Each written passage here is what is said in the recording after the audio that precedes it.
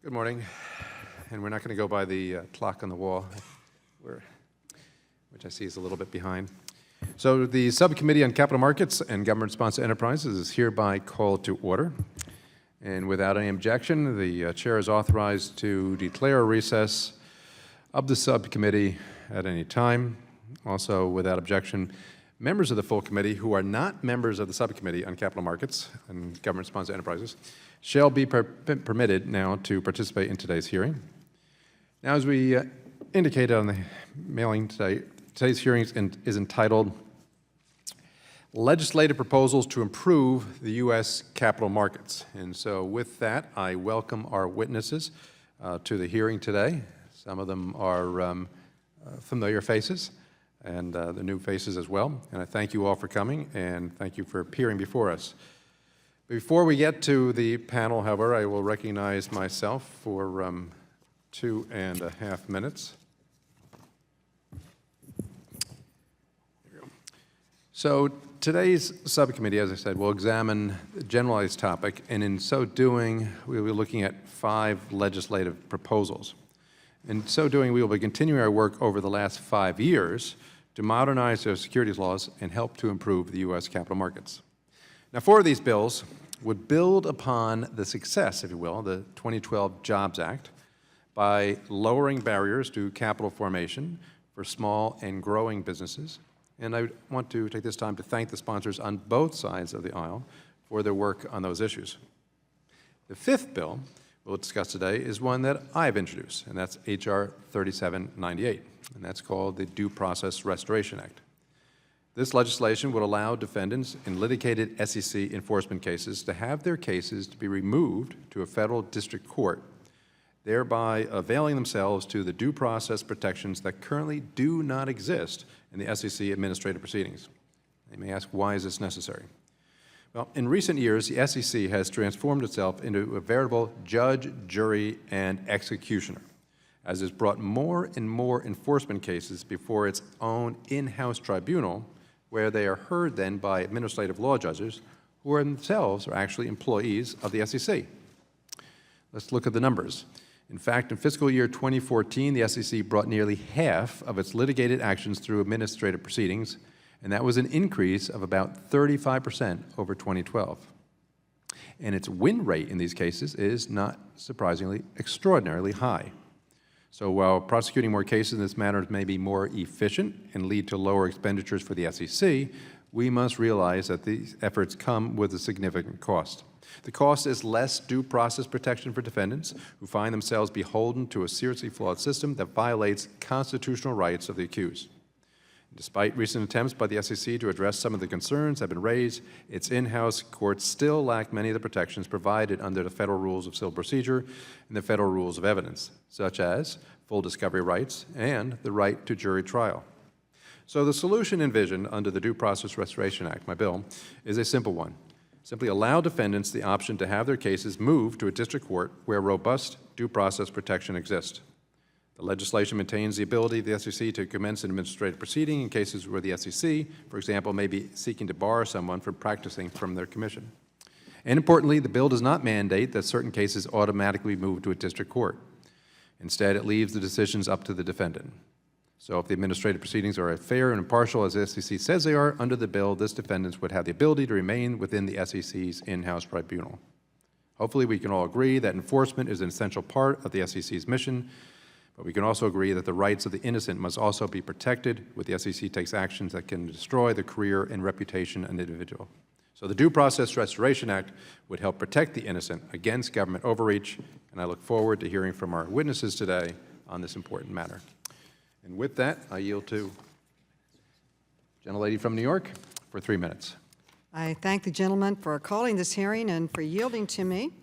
And this hearing will address a series of legislative proposals, most of which address capital formation issues. They are intended to make it easier for companies to raise capital. I am proud to be a co-sponsor of one of the bills, the SEC Small Business Advocate Act, which my colleague, Mr. Carney, has worked so hard on. This bill would create an Office of the Advocate for Small Business Capital Formation within the SEC and would also create a permanent Small Business Advisory Committee at the SEC. This is a common sense proposal and is actually modeled off of the provision in Dodd-Frank that established the SEC's Investor Advisory Committee. Ms. Sinema and Mr. Fitzpatrick also have a bill that would provide very targeted relief on the auditor attestation requirement in the Sarbanes-Oxley Act. All of the Democrats on this committee, myself included, voted against a bill last Congress that would have provided a blanket exemption from this requirement for roughly 75% of all public companies. But I am intrigued by this compromise bill from Ms. Sinema, which is substantially more narrowly targeted. In effect, the bill would only provide limited relief and only to companies that can prove that they don't have enough revenues to pay for the auditor attestation requirement. So I will be very interested in hearing more from our witnesses about this proposed compromise. Finally, the Due Process Restoration Act would overhaul the SEC's administrative courts. I am very concerned of making changes that could weaken the SEC's enforcement authorities, as well as their ability to quickly and fairly prosecute wrongdoers. It's also important to remember that the SEC has long had the authority to try certain cases in an administrative forum rather than in federal court, and we simply expanded this authority in Dodd-Frank because it's been such a useful tool. In fact, people forget that much of our insider trading law was developed in an administrative case. The insider trading case of Katie Roberts in 1961 was an administrative opinion, and the Supreme Court later adopted much of the Katie Roberts analysis as the basis for insider trading law. So I think the SEC's administrative forum has been a useful tool, and I'll be interested to hear from our witnesses about this proposal. I look forward to all of your testimony and the exchange we will have. Thank you for being here, and I yield back. Thank you. Thank you. The gentlelady yields back now to the Vice Chair for 2.5 minutes. Thank you, Mr. Chairman. Or 1.5 minutes. Thank you, Mr. Chairman, and I thank the witnesses for appearing today in this important hearing. I represent a rural district in Virginia, Virginia's 5th District. It stretches from northern part of Virginia and Fauquier County to the North Carolina border. As I travel across my district, I'm reminded by my constituents again and again that the #1 concern that they face is jobs in the economy. At a time when our economy is still struggling, Congress must do everything possible to help our small businesses achieve success. These entities are our nation's most dynamic job creators, and their success is essential to our economy, and American working families depend upon their success. Every one of the measures we are considering today is designed to achieve that goal, whether that means establishing an office for small business capital formation, reducing the size of the administrative state, or helping startups market their securities to a larger pool of investors. The goal is to help our nation's small businesses achieve that success. One such measure we are considering today is the Helping Angels Lead Our Startups Act, or HALOS Act. If enacted, this legislation would help startups by allowing them to better market their securities and to take part in economic development events like demo days, where these startups can interface with potential investors without the risk of violating federal securities law. If adopted, the HALOS Act would alleviate the burden placed on startups with regard to privacy and compliance concerns, which often require entrepreneurs and startups to take on burdens that are unnecessary and disproportionately expensive for small firms. These burdens have a significant impact on an entrepreneur's ability to deal with investors because of the risk of having their interactions with investors viewed as general solicitations or advertisements in violation of the federal securities laws. The adoption of the HALOS Act would be an important step in continuing the success that this committee has achieved in the Bipartisan Jobs Act. I look forward to the testimony of each of our distinguished witnesses, and I thank the chairman and yield back the balance of my time. Thank you. And the gentleman yields back, and now for 2 minutes, Ms. Sinema. Thank you, Chairman Garrett and Ranking Member Maloney, for holding this legislative hearing. I've heard from companies throughout my district that burdensome and unnecessary regulations continue to stifle their ability to grow and succeed. My bipartisan bill, the Fostering Innovation Act, provides targeted regulatory relief for companies on the cutting edge of scientific and medical research. The bill adds an additional 5 years to the current Jobs Act exemption from auditing requirements under Sarbanes-Oxley for emerging growth companies that have an annual average revenue of less than $50 million and less than $700 million in public float. This common sense exemption will help ensure that costly regulations don't stand in the way of success for companies with a research-driven business model. I'm also a sponsor of the Helping Angels Lead Our Startups Act, or the HALOS Act. This bipartisan bill provides a clear path for startup businesses to connect with angel investors and venture capitalists through demo days without being subject to onerous verification requirements. Demo days are business plan competitions, startup days, innovation summits, and other public forums that introduce entrepreneurs to potential investors. But because of confusion under current law, small businesses that need equity capital may forego these events, losing opportunities to meet not only accredited investors, but also students, professors, and business professionals whose input and eventual investment could be invaluable. I'm committed to working with my colleagues on both sides of the aisle to ensure that Arizona's innovative small businesses have every opportunity to thrive. So thank you to Mr. Chabot, Hurt, and Mr. Fitzpatrick for working with me on these common sense bipartisan bills. And thank you again to Chairman Garrett and Ranking Member Maloney for holding today's hearing. I yield back my time. Gentlelady yields back. The gentleman from Maine recognized for 1 minute. Thank you, Mr. Chair. And I want to thank Chairman Garrett and Chairman Hensling for bringing forward the Small Business Capital Formation Enhancement Act in a draft format today that I am sponsoring. I also want to thank Congressman Juan Vargas from California, who will be the lead co-sponsor in this bill. You know, we all know that 80% of the new jobs in America are created by small businesses. But often small businesses can't get the traditional loans from banks that they need to grow and expand and to hire more workers. So it is so important for our small businesses to be able to access our capital markets, the most liquid in the world, to make sure they have that lifeline. Now, it doesn't matter if you're a boat builder in Ellsworth, Maine, or you're a call center in Lewiston, Maine. Those jobs are critically important to our district and other employers throughout the country. Now, during the past 35 years as required by law, the SEC holds a forum that combines government officials and the private sector to make sure we come up with the best ideas possible on how our small businesses can access capital so they can grow and hire more workers. And we get the best academics and business people, industry people, and attorneys and government folks in the same room so we can come up with recommendations. Now, one of the problems we have, Mr. Chair, is that this group every year comes up with some terrific recommendations that should become part of the rulemaking here in Congress or part of legislation that we sometimes advance here in this committee. But the SEC is not required to do anything with these recommendations. So all this act does is require that the SEC access this information, take it very seriously, and issue a public statement on whether or not they're going to use these recommendations to further capital access in America. So with that, Mr. Chair, again, I want to thank you very much for introducing or letting me introduce this legislation in draft form, and I thank Congressman Juan Vargas for being a lead co-sponsor on this bill.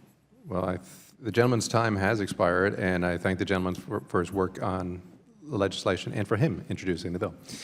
So we now turn to our panel. And again, I welcome everyone here on the panel, and I thank you very much for being with us. You have all submitted written testimony. I've reviewed it, but I mean, I suggest the committee has reviewed it as well. You will be given at this point 5 minutes to address the committee. For those who have not been here before, there should be in front of you indicator lights to show that you have 5 minutes and then 1 minute, and then you're out of time with a red light. And the other thing I also encourage you to do is to make sure that you pull the microphone as close as you can to you when you speak. So with that, we'll turn to the professor. Mr. Grunfest, welcome to the panel, and you're recognized for 5 minutes. Great. Thank you, Chairman Garrett, Ranking Member Maloney, distinguished members of this committee. I'd like to thank you for the opportunity to address matters that are important to the enforcement of our nation's securities laws in general and to the issues that are raised by H.R. 3798, the Due Process Restoration Act of 2015 in particular. A few brief words of introduction. I'm the William A. Franke Professor of Law and Business at Stanford Law School. I'm senior faculty at the Rock Center on Corporate Governance at Stanford University, and I've served as a commissioner of the United States Securities and Exchange Commission from 1985 to 1990. The substance of my testimony this morning can be summarized in a single word: balance. There should be a reasonable balance between the cases that the Commission decides to pursue through its internal administrative proceedings and those it decides to pursue in federal court.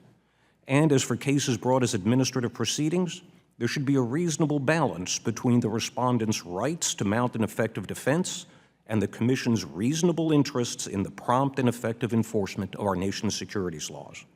There is, however, cause for concern that both processes are out of balance from many different perspectives. Legislative proposals of the sort that this committee is exploring this morning can, I believe, help restore a more effective equilibrium. The SEC's administrative procedures have been criticized for decades. Critics have complained of the lack of depositions, the imposition of a rocket docket, the admission of hearsay evidence, the absence of a jury, bias by administrative law judges, long delays in appeals to the Commission itself, and the incongruity of an appeal to the same body that initially authorized the complaint. These concerns have recently been compounded by SEC statements suggesting a plan to increase the number of enforcement actions filed as administrative proceedings and correspondingly to reduce the number of actions filed in federal civil court. The Commission has also clearly signaled its intent to insist on Chevron deference to its interpretation of the federal securities laws, even when a significant number of federal judges disagree with the Commission. Indeed, a sitting federal judge has warned of serious adverse consequences for the evolution of the federal securities laws if the Commission succeeds in this endeavor. For all of these reasons, concern has mounted about the fairness of the SEC's internal administrative procedures and the frequency with which the agency resorts to administrative proceedings and not to federal court. To the Commission's credit, it has not been deaf to these concerns. It's recently proposed to amend its rules governing administrative proceedings so that instead of prohibiting all depositions, respondents will now be permitted to take up to 5. But these are minor concerns given the litany of concerns that have been raised. These are minor concessions, given the litany of concerns that have been raised about the Commission's internal procedures. Indeed, as a leading commentator in the New York Times recently observed, these are, and I quote, at best, small steps in responding to criticisms over truncated rights. The challenge for Congress is to consider a legislative strategy that might help restore a more effective balance in the Commission's internal procedural rules and in the process by which the Commission decides which cases to file in federal court and which to bring as administrative proceedings. One possible approach to this challenge would be to consider legislation that would help assure that appropriate cases are heard in federal courts and by administrative law judges, and the same legislation could provide incentives for the Commission to reform its internal procedures so that they're viewed as reasonable by the federal judiciary. This proposal would categorize SEC enforcement proceedings as falling into one of 3 groups. The first group of cases would involve proceedings that Congress determines can remain in the administrative process and that don't, as a rule, require the greater safeguards available under the Federal Rules of Civil Procedure or the Federal Rules of Evidence. Examples of these cases might include late filing cases, net capital violations, and a host of other matters that should not clutter the dockets of the already overburdened federal courts. Second group of cases would be composed of cases that raise questions that Congress considers particularly well-suited for resolution in federal court. Examples of these cases might include insider trading prosecutions, fraud in the sale of securities. As to these cases, respondents would have an unconditional right of removal, much as they would under the legislation being considered today, 3798. The third group would be composed of cases that fall in neither the first nor second categories. Respondents in these cases could have a right to petition the federal courts for an order of removal that would be granted at the discretion of the judge. The entire process could be modeled on Federal Rule of Civil Procedure 23F, which creates a right to petition for interlocutory review of decisions on motions for class certification. This tripartite approach can, I believe, lead to an appropriate balance that does not interfere with the SEC's legitimate interest in the fair and efficient enforcement of the nation's securities laws and protects the legitimate interests of respondents in these proceedings. Thank you very much. I thank the gentleman. Now, turning next to the representative on biotech industry, Mr. Hahn, recognized for 5 minutes. Good morning, Chairman Garrett, Ranking Member Maloney, and members of the subcommittee. My name is Brian Hahn, and I'm the CFO of Glycomimetics, a clinical-stage biotech company with 40 employees. We are conducting clinical trials to treat patients suffering from sickle cell disease and acute myeloid leukemia. Glycomimetics' story is mirrored by our colleagues across BIO's membership. Our product candidates were developed by brilliant scientists, and our early research was funded by venture capital. When it came time to conduct expensive clinical trials, we turned to the public market for financing. Growing biotechs do not generate product revenue. We are 12 years into our research, and we are still years away from our first dollar in product revenue. Because of this unique development pathway, investment capital is vitally necessary to support the $2 billion search for new medicines. Glycomimetics went public in January of 2014, raising $64 million that has funded our research for the last 2 years. Our IPO was supported by the Jobs Act, which has stimulated more than 180 biotech IPOs by granting company enhanced access to investors and reducing their regulatory burdens. Spending capital on one-size-fits-all compliance requirements is uniquely damaging to emerging biotechs. Every dollar spent on a reporting burden is a dollar diverted from the lab. The Jobs Act has been so successful because it's allowed emerging growth companies to focus capital on science rather than compliance. In particular, I'm thankful that the emerging growth companies are given a 5-year exemption from compliance with Section 404B of the SOX Act. The external attestation required by SOX does not provide meaningful information to biotech investors, yet is extremely costly for a pre-revenue company. Our investors demand information about our science, our patients, and our regulatory pathway, but they do not want us to spend up to $1 million on compliance requirements that doesn't give any insight into our business. The Jobs Act's 5-year SOX exemption has saved millions of dollars for growing biotechs, but most will still be pre-revenue when the IPO on-ramp expires. Glycomimetics expects our annual expenses to increase by upwards of $350,000 starting in year 6 on the market, capital that could be used to treat over a dozen patients in the clinic each year. I strongly support the Sinema-Fitzpatrick-Fostering Innovation Act, which would extend the Jobs Act 404B exemption for an additional 5 years for certain small companies. This bill would allow growing businesses to remain exempt from Section 404B through year 10 on the market if they maintain average annual revenues below $50 million and a public float below $700 million.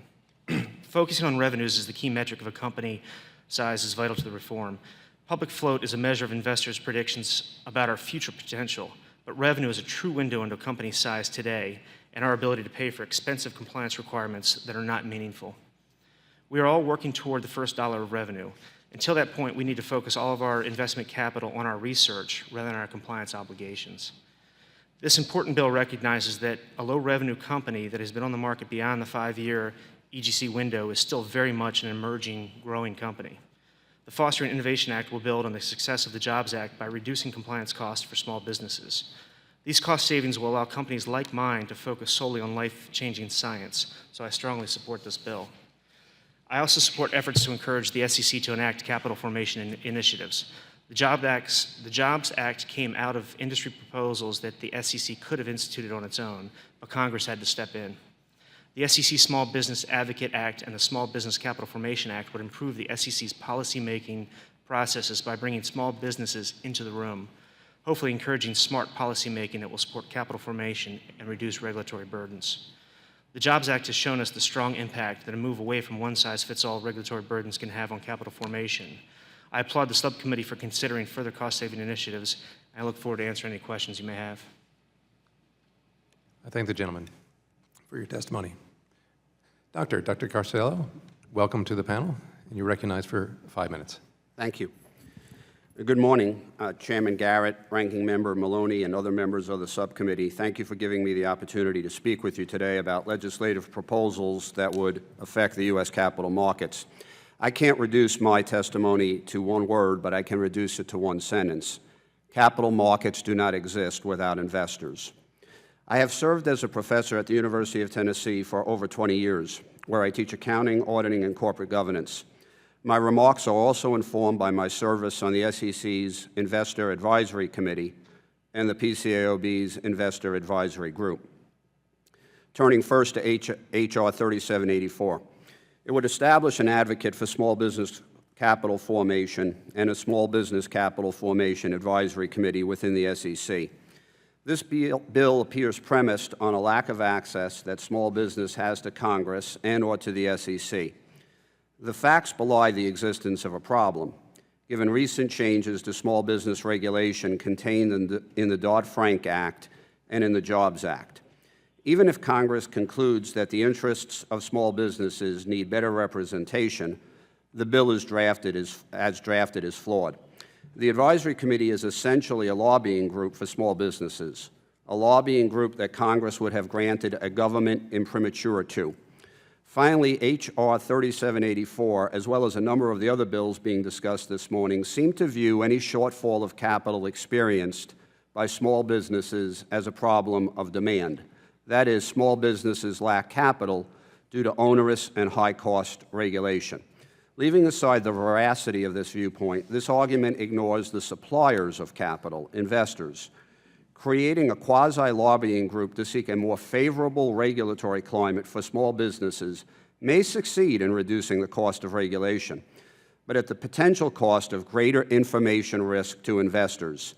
Such an outcome would actually be counterproductive for small businesses, as capital would either exit the market or would only be available at a much higher cost.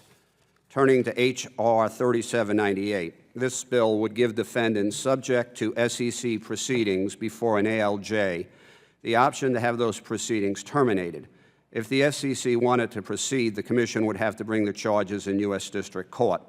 Before changing the SEC's enforcement process, it is important to remember that Congress, first in the Sarbanes-Oxley Act and then in the Dodd-Frank Act, made it easier for the Commission to bring certain enforcement actions before an ALJ. Congress should not underestimate the collateral damage that may be done by changing the SEC's enforcement powers. Giving defendants the right to effectively choose the venue in which they will be tried is unlikely to be in the best interest of society and will almost certainly make it more difficult for the SEC to deter and punish securities law violations, including fraud. Finally, the Fostering Innovation Act would extend the waiver of auditor reporting on the effectiveness of an issuer's controls over financial reporting for certain emerging growth companies from 5 years to as long as 10 years. Further expanding the number of companies exempt from 404B is ill-advised because auditor reporting on ICFR is valued by investors. In a recent survey by the PCAOB's Investor Advisory Group, by the way, $13.4 trillion of capital was represented by those respondents. 72% of surveyed institutional investors indicated that they relied on the ICFR opinion either extensively or a good bit. Any decision to exempt smaller public companies from auditor internal control testing ignores the ample evidence that internal control problems are often most serious in smaller public companies. In addition, those companies charged with financial statement fraud by the SEC tend to be relatively small. If Congress decides to move forward with this proposal, I have an alternative for Congress to consider.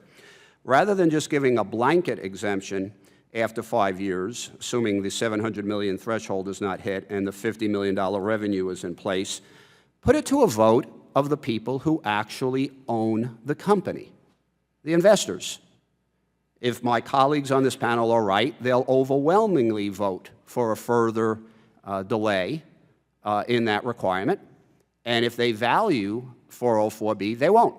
So let the market decide. Let investors who own the company make the decision. I look forward to the committee's questions. Thank you. From Horizon Technology Finance, Mr. Matthew, welcome to the panel, and you'll be recognized for 5 minutes. Thank you. Good morning, Chairman Garrett and Ranking Member Maloney and members of the subcommittee. I'm here today representing the Small Business Investor Alliance, or the SBIA, which is the trade association for lower middle market private equity funds, SBICs, and business development companies, or BDCs, and their institutional investors. SBIA members provide vital capital to small and medium-sized businesses across the country.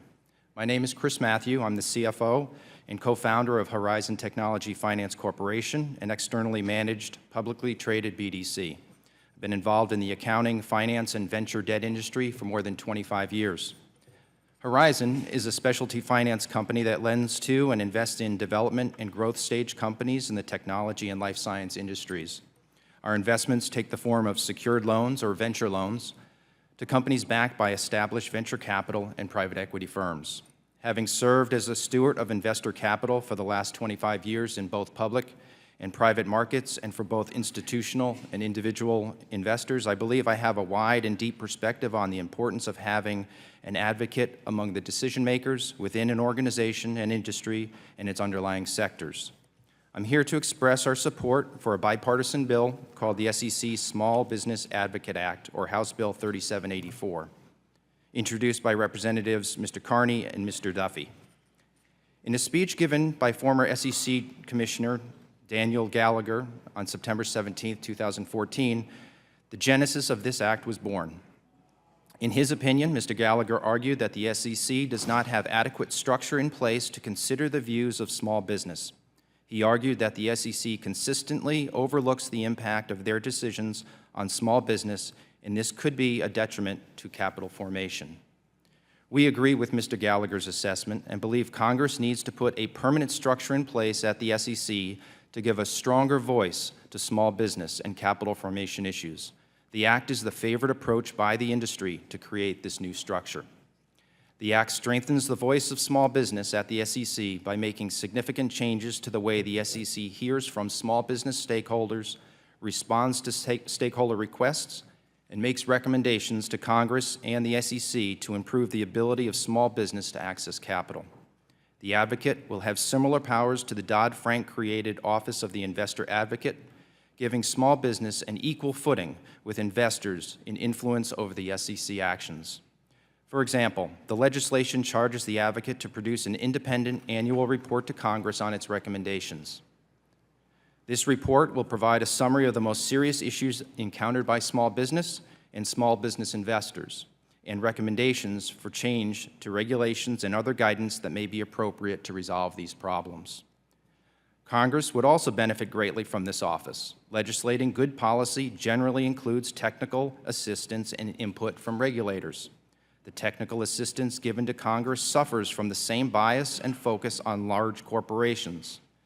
Congress would benefit from having small businesses' issues included in both the technical assistance it receives and in the way regulations are crafted when implementing legislation. Better information means better legislation. SBIA also supports the HALOS Act. This legislation helps address a problematic issue in the raising of private capital surrounding the definition of general solicitation and the matching of investors with startup investment opportunities. SBIA encourages the committee to pass this legislation to provide associations like the SBIA and other fund managers that are members of the association the protection they need to facilitate the meeting of potential limited partner investors and general partner investment managers. We also support the Small Business Capital Formation Act. This legislation would require the SEC to respond in a public statement to each of the suggestions by the Government Business Forum on small business capital formation.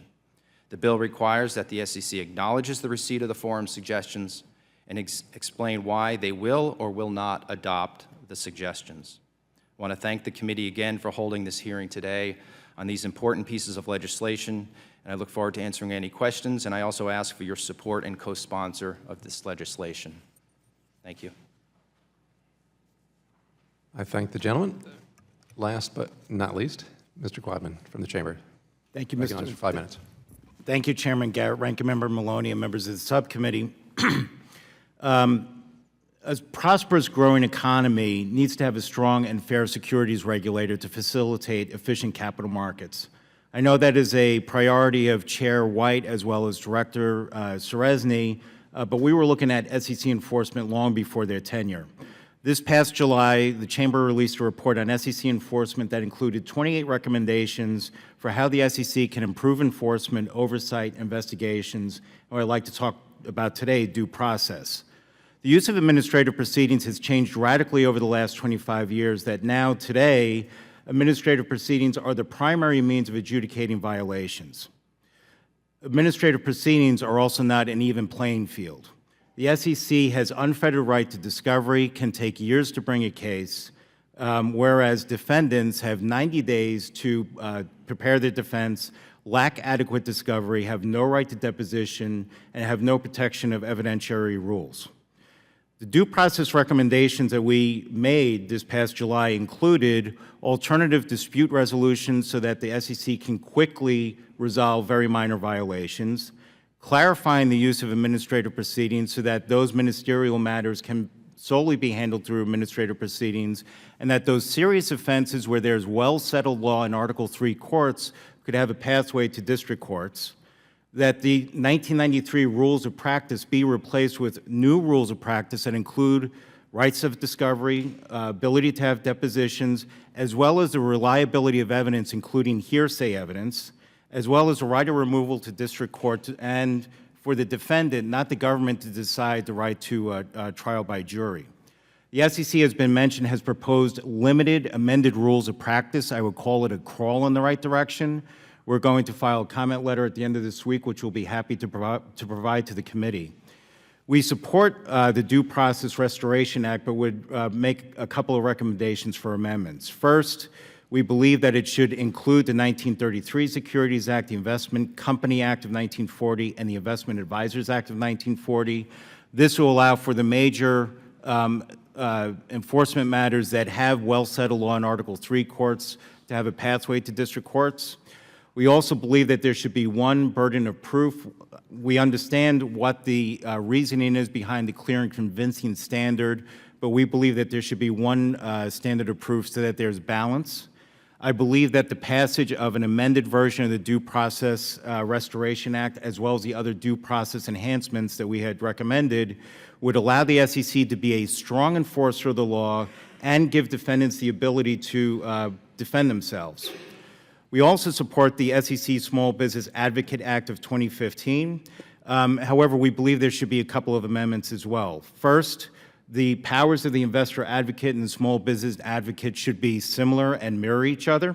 So, for instance, the small business advocate should have the right to appoint a non-voting member to the Investor Advisory Committee. Similarly, it is a very long-standing position of the Chamber that advisory committees of the SEC and its subordinate organizations also be transparent in their processes.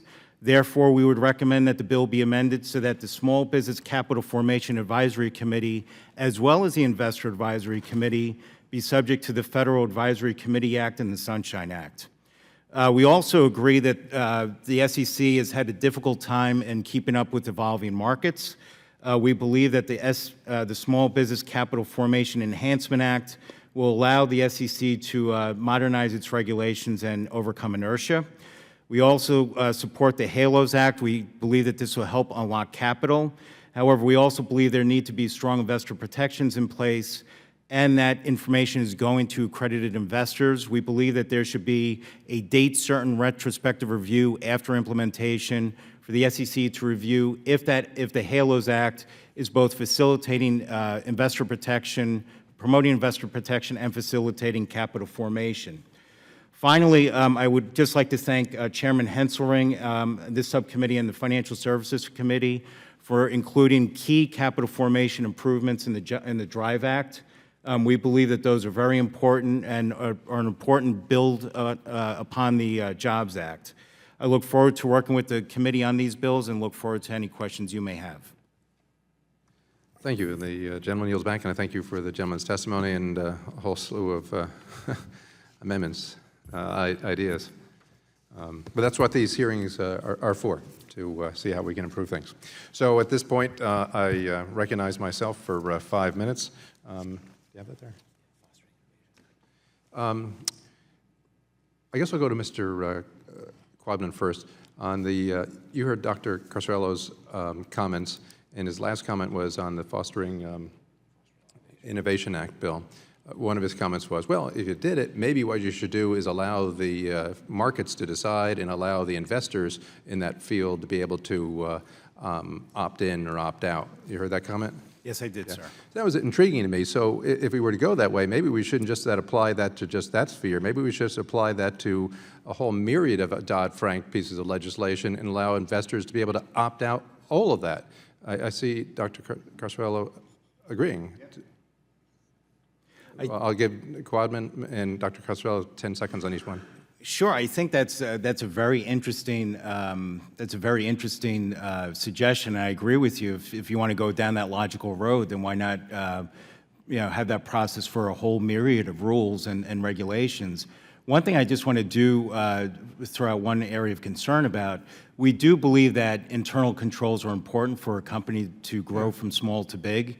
In fact, BIO and the Chamber have been working together to address some concerns that with the SEC and the PCOB, where those costs have actually ratcheted up for many companies. But I think it's something worthy of discussion, but I think we also need to be very concerned as well of an uneven playing field. Yeah, Dr. Carcerello? Just very briefly, I would extend it broadly. I would even extend it to the external audit of the financial statements. I think if that had to be selected by investors, you'd find greater competition and probably greater responsiveness to market needs. Because I was initially troubled by your ideas because I was thinking you were looking at this as a zero-sum game as far as our U.S. markets, but I guess if you extended this as far as you would go, you would actually potentially open up our markets by making us on a more level playing field as far as investor concerns across the spectrum. So thank you for that. Let me go back to the other end of the dais here, Professor Grunfest. So you laid out three pots, if you will, three silos as far as what these could fall into, three buckets. Pro forma matters that would remain here, the clear-cut ones that would over here, and then the other ones that are in the middle. Maybe you could just spend 20 seconds on, in the middle, what would be the criteria? Because this is basically left to a judge to decide. The judge is going to have some sort of criteria in order to make that determination, right? Okay. Absolutely, Mr. Chairman, and if you have a look at my written testimony, the very last footnote on the very last page lays out 6 considerations in particular that a court might view as what would be called core factors with an analogy to Rule 23F. They would be, first, the presence of complex regulatory matters that are better resolved by an administrative law judge than by a jury or an Article 3. Let's face it, there's certain levels of complexity that belong with the SEC. You don't want to clutter the federal court docket. If you've got that kind... That's in the first category, I got that. Yes. I'm sorry? That's in the first category, the ones that are clearly... Well, actually, even in the toss-up cases. Okay. Even in the toss-up cases, sometimes you've got complex regulatory matters. A judge can look at it and say, you know, we really need the expertise of the SEC and an ALJ to address these types of issues. Then you could look at the value of fact-finding by a jury as opposed to an administrative law judge. Sometimes you say, you know, we've got questions of credibility, and we would rather have a jury of 12 peers view these issues rather than have the decision being made by an administrative law let me just stop judge. you on that because I can go through the other 6 in a moment. But Mr. Quadman, on that point, you know, if you ask the average person on the street, don't we have the right in the United States to have a decision made on their guilt or innocence, if you will, by a jury of our peers?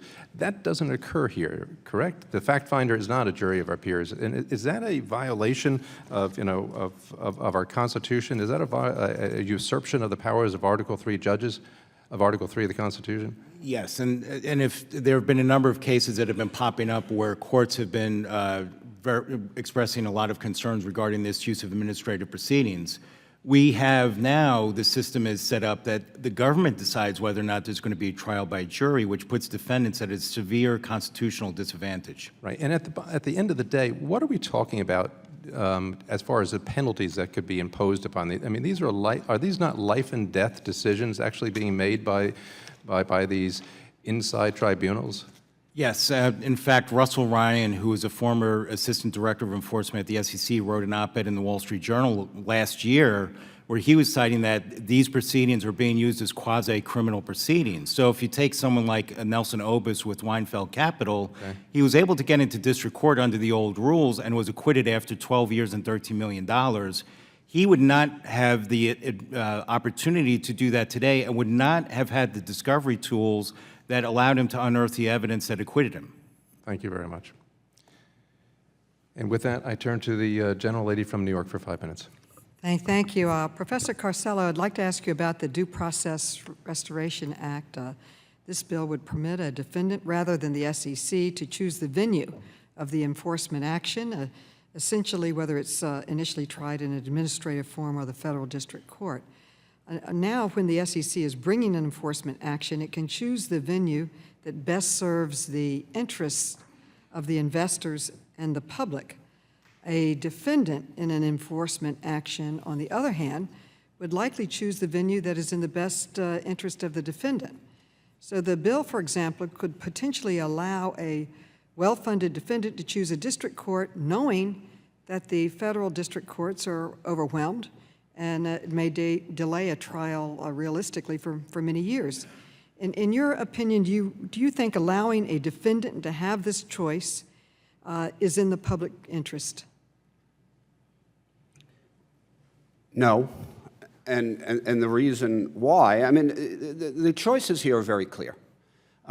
It's obvious to the defendant, it's in his or her interest to have a choice of venue. It's, I think, clear that from a societal perspective, the SEC is going to choose the venue that they think best serves investors and best serves society. And I think it's important for Congress and this committee to think carefully about the fact that the greater use of ALJ, as I've talked about in my testimony, was facilitated by actions Congress took. Congress took action in 2002 in Section 305 of SOX to facilitate the ability of the SEC to move in this venue. They took action in Dodd-Frank and 929P to facilitate the ability of the SEC to move in this venue. Both of those acts followed severe market disruptions, massive financial fraud, to the point that our markets were essentially paralyzed in 2001 and 2002. And I would point out to this committee that the vote against SOX, there was fewer people who voted against SOX, look it up, than voted against declaring war on Japan after Pearl Harbor was bombed. Okay? And President Bush was the president then, hardly a known liberal. So the markets were paralyzed. Dodd-Frank was not nearly as bipartisan, clearly, but followed essentially close to the complete implosion of the financial sector in this country. And so Congress viewed market failures there. They viewed it as a situation where the SEC, among many other things, needed greater enforcement tools. So I think the question the committee needs to answer is, it's really a very simple question. What has changed? What has changed? Why did the enforcement tools that you've created within the last 15 years, it's not 50 years ago, this is in the last 15 years, why are these enforcement tools no longer needed? Well, to follow up, are you concerned that this would hinder the SEC's ability to crack down on bad actors in the securities market, and especially with the funding constraints? We were just told from the screen that the SEC is funded 12% lower than what their requests are, even though their responsibilities have grown. So I'd like to ask you to follow up on that, and then anyone else on the committee who'd like to comment on whether you think this would hinder the SEC's ability to crack down on bad actors. Dr. Carvalho, please. Yeah, very briefly, to give others some time. Yeah, I think it clearly would. It would make it more difficult. I think even in Professor Grunfest's testimony, part of his testimony and his written remarks indicated that it would make it more difficult at the margin. And the SEC, in many ways, is an underfunded agency. I think many people have viewed that for years. And so it's certainly going to make it more difficult for them to enforce the securities laws. To the extent that there is, in the minds of some, a lack of fairness to the defendant, I think that's a legitimate concern. But I think there are other ways that can be dealt with. Would others like to comment? Yeah, Ranking Member Maloney, you know, if we repealed the Bill of Rights, a lot more people would be in jail, but we wouldn't be a better country. The issue here is that if you had sufficient rules of practice in administrative proceedings and you had a right of removal, you would not have a stampede to district court, but at least you would give defendants the right to defend themselves. The reason why we have a Bill of Rights is because the prosecutorial powers are so great, the Founding Fathers wanted to put some safeguards there. The issue here is we do not have constitutional safeguards, which also means there's a presumption that somebody is guilty until they're proven innocent. but they can appeal to federal court, correct? First, they have to appeal. Wouldn't that be a safeguard? But first, they have to appeal to the commissioners themselves. Gentlelady's time has expired. Gentleman from Virginia is recognized. Vice Chairman, 5 minutes. Thank you, Mr. Chairman. Mr. Quadman, I wanted to start with you. I was wondering if you could briefly talk about the importance of the angel capital markets and the importance of promoting policies here in Congress that encourage more investment by angel investors in startups. Angel investors are an extremely important investment tool for startup businesses. They're actually the first line of accredited investors who are going into startups. So they are critical for business formation. I think what we've clearly seen with the Jobs Act is the changes in general solicitation and the opening up of roadshows have been widely accredited with the increase in IPOs and public company formation. I think by helping to open up these venues for angel investors, if done in the right way, which they can be, I think that'll certainly help business formation. And as I've testified before, we have seen over the last 7 years historic lows in business creation in the United States. So I think this is a critical reform we need. And do you think that that's particularly important in light of the pressures that have been on other participants in providing capital, namely banks and credit unions, the pressures that they have suffered under over the last 8 years? Yeah, clearly we have seen with the implementation of the Basel III rules and other rules that are happening, there are disincentives now for banks to loan either through traditional business products or consumer financial products that are used for startups. So that market has receded, and we're now more dependent upon capital markets. So I think reforms like this, as with the BDC legislation and others, is very important in terms of moving forward. Thank you. I wanted to talk to Mr. Hahn and Mr. Mathau for this next question. I was wondering if, beginning with you, Mr. Hahn, if you could talk a little bit about the current general solicitation rules and how they unnecessarily impede the ability of startups to access capital under Reg D, Rule 506C. If you could talk a little bit about that, and then talk about our HALOS proposal and whether or not you believe that this proposal gets to the heart of that, solving that issue or improving that issue, and then maybe leave some time for Mr. Mathau. Thank you. I could kind of start working backwards with the Jobs Act. We went public in January 2014, and the Test the Waters provision of the Jobs Act was instrumental. That's why we had a successful IPO. Working backwards toward that, though, all of our funding was from venture capitalists, and over the years when we were still private, we were always looking for different ways to raise money. So any expansion for private companies to get in front of more investors and to find more pockets of capital, it would be tremendous success to help more companies succeed. Do you think that the HALOS proposal that we're considering today helps remove some of those barriers and enhances the ability of startups to access that capital? Yes, if it works, kind of similar to Test the Waters, if it gives you more access with less barriers to get in front of more potential investors to tell the story of the company. In our case, our science is very complex, so it takes more meetings, more time to get people comfortable with our technology. I think that would definitely be helpful. Mr. Mathau? Yeah, I would actually agree with Mr. Hahn.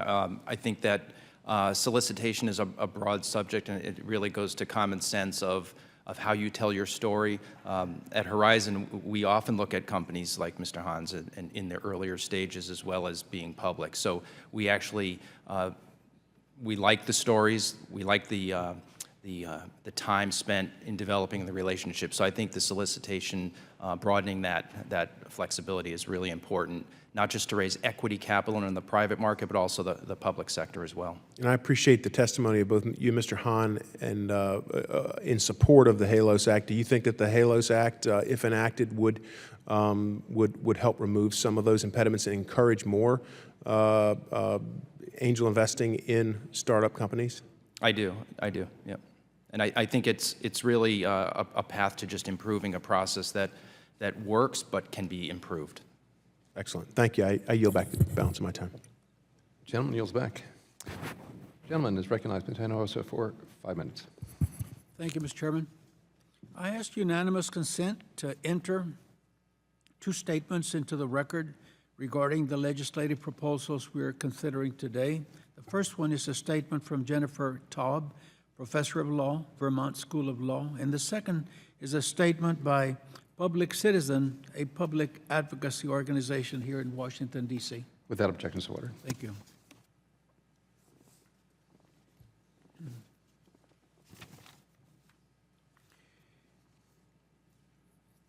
I'd like to thank the panelists for their appearance and testimony here today. Our capital markets are the envy of the world because they are safe, transparent, and liquid. Emerging companies are the lifeblood of our economy. So ensuring that emerging companies have access to capital is an imperative if we are to maintain our global and financial leadership.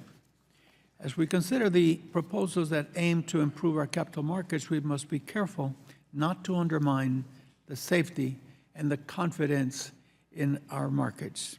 My first question is to John Grunfest. Professor, in your testimony, you voiced some concerns that the SEC faces a crisis of confidence over the fairness of its internal administrative procedures. H.R. 3798, the Due Process Restoration Act, aims to address some of the issues raised by the critics by providing defendants to remove their case to a federal district court venue of their choosing, and by increasing the SEC standards from a preponderance of the evidence to a clear and convincing standard. My question to you is, do you think these measures will address the concerns raised regarding the SEC's administrative proceedings? I think the bill is one approach that can be taken to these issues, and I think the existence of the challenge is actually effectively conceded by the Securities and Exchange Commission itself. I think it's valuable for this committee to recognize that the Commission itself has decided that its historic approach of saying no depositions in any of its proceedings may actually not be fair. And for that reason, the Commission itself has proposed increasing the number of depositions to up to 5. Now, in some of the more complex matters, the number of 5 could be viewed as being extraordinarily low, arbitrary, and capricious, given a case that might involve hundreds of thousands of documents, where the Commission itself may have taken testimony from hundreds of witnesses.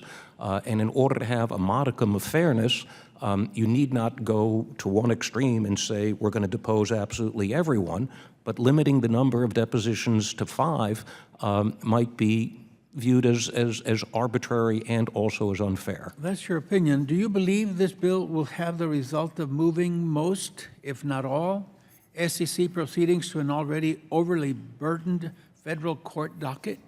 It could move a large number of important cases to federal court docket, and out of concern for the loads that the federal judges do face, an alternative approach might look at the 3 categories that I've suggested, where you could carve out a set of cases where you don't have to, have any right to bring it to Federal courts in Brownsville all the way to El Paso on the Texas-Mexico border are just overloaded with different immigration cases and lots of other cases and we just don't have enough federal judges to take on more like you're suggesting. My next question is to Joseph Carcillo. The Small Business Capital Formation Enhancement Act would require the SEC to publicly assess the findings or their recommendations of the annual Government Business Forum on Small Business Capital Formation. My question is do you find it necessary to require that the SEC to also formally respond to each recommendation?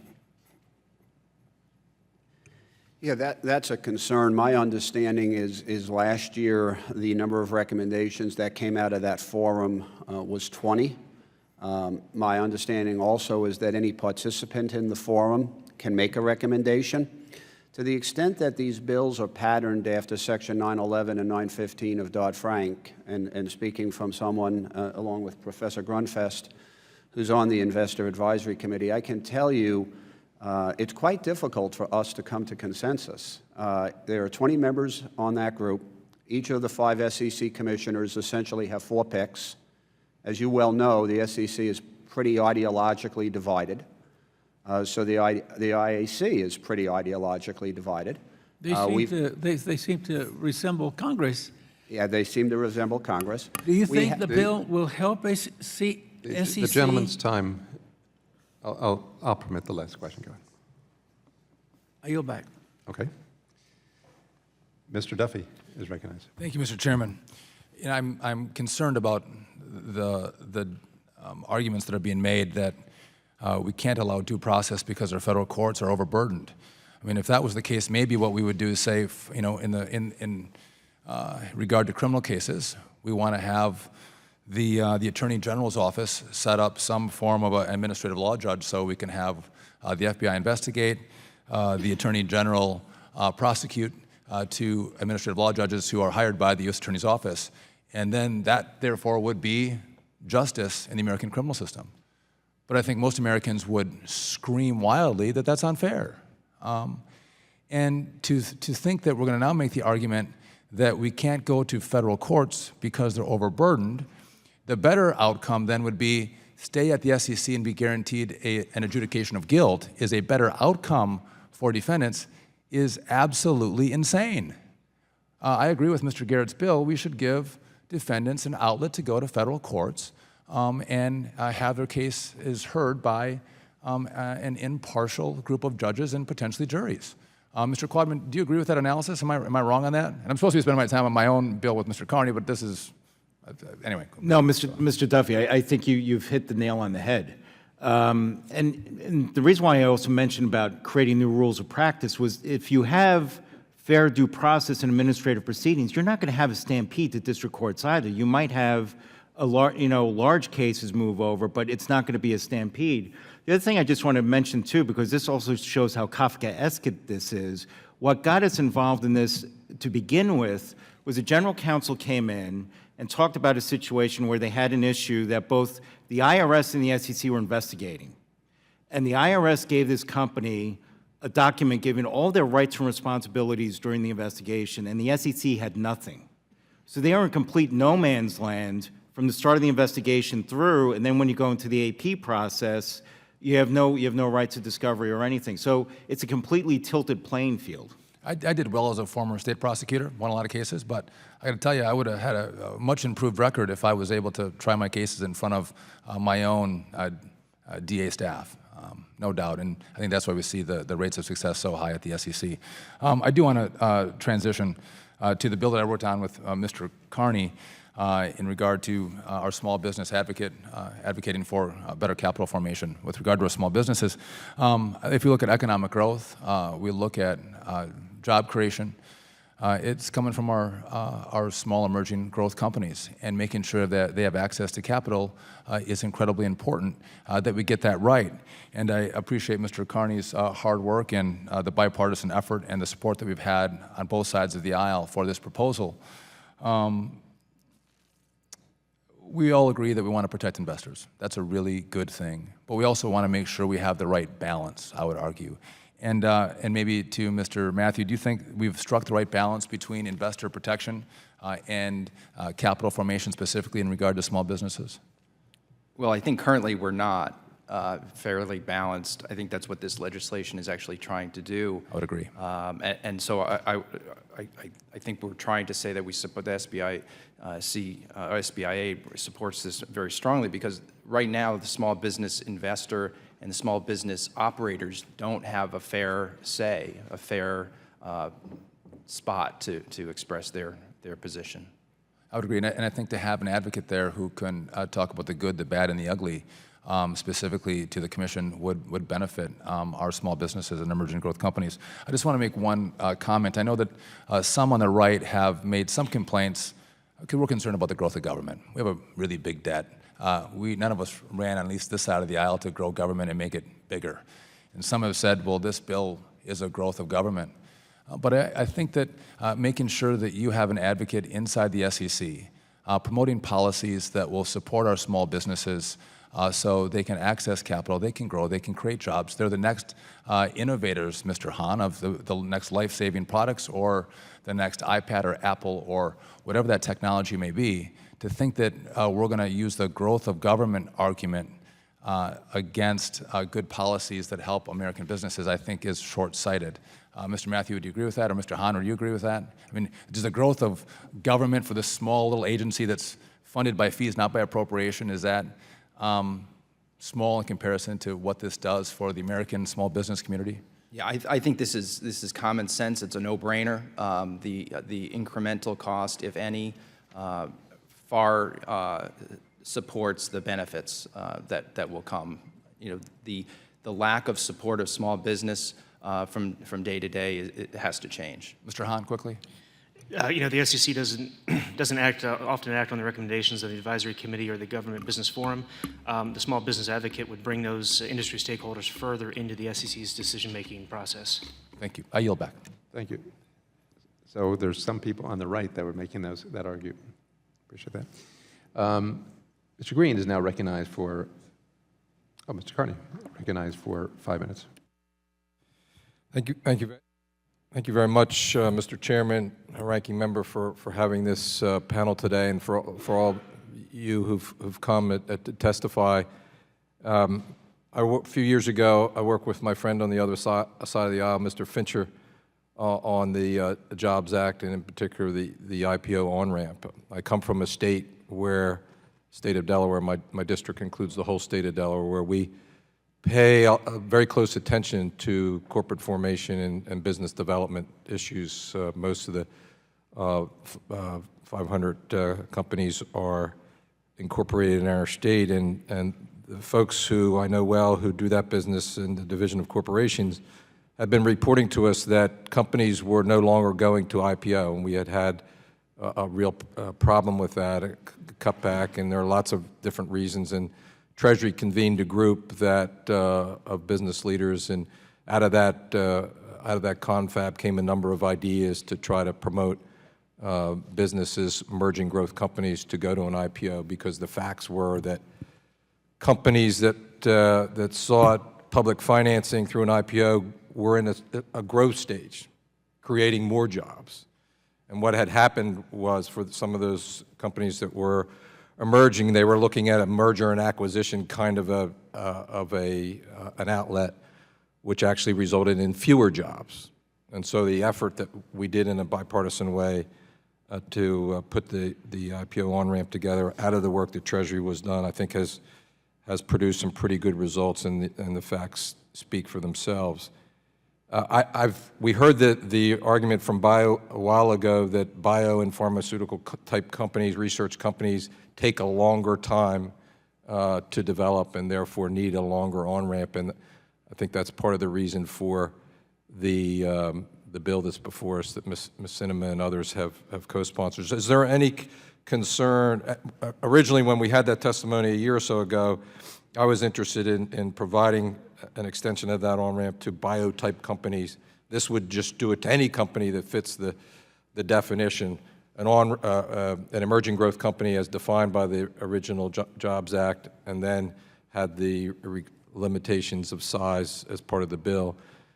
Should we look at limiting it further to the kinds of company, Mr. Hahn, like yours, or not? Maybe Mrs. Quadman could answer this more generally. So, you know, I've been in last 20 years, I've been in early stage startup companies, and I've been in manufacturing, IT, and I've been in life science now since 2002. I would say, you know, every one of those industries, every one of those companies, I think this is beneficial across the board. Okay, good. So the other issue that we struggled with when we did the initial IPO ramp bill, and Mr. Himes was arguing that maybe the size limitations were too big. And is there any concern, I guess, from Mr. Corsello about the definition of emerging growth companies under that piece of legislation, that it ought to be more limited, or anybody on the panel? It's certainly significantly more limited than the bill you considered last year. So if you're going to move forward, I think the way you've structured it now is certainly less risky to the market than it was the bill that was voted down last year. Okay.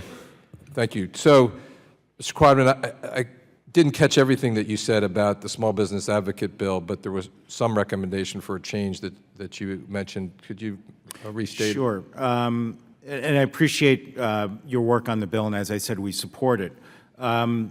So the SEC has a tripartite mission, right? Investor protection, capital formation, competition, and your bill addresses capital formation competition.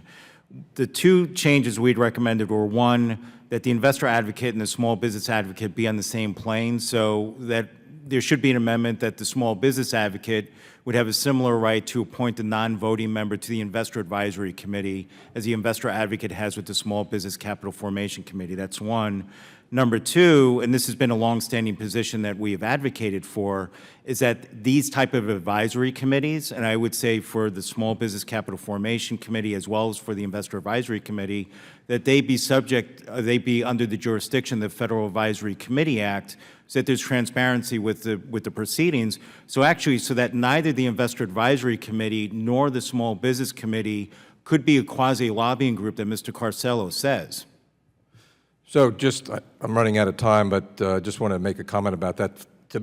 To us, those of us who are sponsoring the bill and supporting it, we think advocacy, for some, advocacy is lobbying. I mean, we think it's advocacy and it's appropriate in this context. We do this in all kinds of different ways for small businesses at state, local, and federal government. We think it's appropriate in this context, and I want to thank again everybody for coming and for your comments and input. Thank you. And the gentleman yields back. Mr. Schweikert is recognized for 5 minutes. Thank you, Mr. Chairman. Mr. Hahn, you were kind enough in your testimony, in your written testimony, to talk a bit about some of the successes and some of what was helpful in the Jobs Act. First off, thank you for many of us that cared a lot about that. But just for curiosity, what would you add? What would you change? And what are the legislation, the pieces, the legislation we're talking about here today, do you think enhance both your success and your use of the Jobs Act? So thank you. As I stated, the Test the Waters meeting provision of the Jobs Act was great. You know, it takes investors some time to understand our technology and our science and what we're doing. I think the Fostering Innovation Act takes a targeted approach to build onto the Jobs Act from the 404B exemption. So, you know, for the first 5 years, we're 404B exempt. And, you know, the company Glycomedics has been around since 2003. So here we are in 2015, and we still don't have, we're still several years out from a product to market and product revenue. So we're going to be in year 6, and we have, you know, most of our expenses, our top 3 expenses are our payroll, our clinical trials supplies, and clinical trial expenses. So I think in year 6, you know, we're looking to add upwards of $350,000 in 404B attestation, and we're still going to be 40 employees. I'm still going to have a staff of 3. We're still going to have vanilla financials. Well, let me ask, within your specialty, how common is this, you know, particularly in biotech, research intensive, you know, sort of new intellectual capital to have as long of on-ramp as you're having? Very common, very common. So it takes upwards of $2 billion and anywhere 10 plus years to get a product from concept to FDA approval. Okay, and so do you think we're going far enough on these pieces of legislation to give you that window to tell your story, but also to have the capital without the, shall we say, the auxiliary expenses?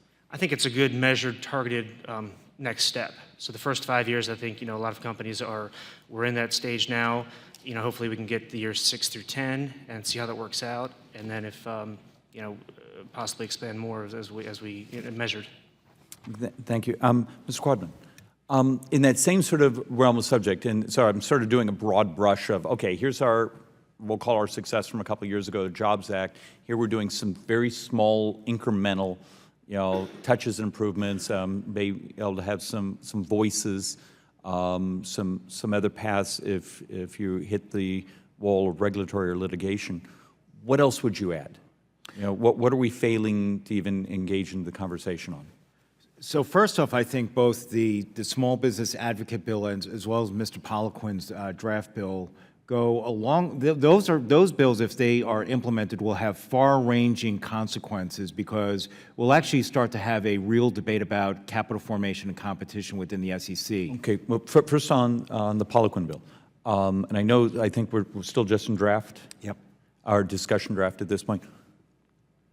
Does it actually provide the path you believe it's necessary? Yes, because what you're doing is you're creating a mechanism that the commission actually has to respond to recommendations. Because remember, the Jobs Act was a series of recommendations that advisory committees in the SEC had been making for years and nothing had ever happened. So rather than things just going over the transom and being ignored, this actually starts to force mechanisms for something to happen. So I think it's also important it allows the SEC to take this self-initiative to try and keep up with the markets rather than having Congress having to bear down on them. Okay, sort of second half of this, and I don't mean to get ethereal. With what I'm seeing in much of the capital formation marketplace, I mean, we all see the numbers that today we have, what, a third or 40% fewer publicly traded companies, but we see the movement in private equity. We see the movement now on versions of capital raises that are happening online.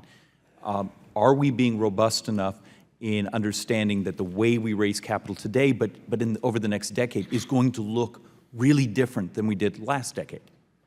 The capital markets are always evolving, so I can guarantee you 10 years from now, it's going to be much different than it is today. Remember, we're seeing online lending start to ramp up. Yeah, peer-to-peer, the lending club models are exploding, but are we being sort of future-proof in the designs of how we're addressing this, and are we being prescriptive enough to the SEC?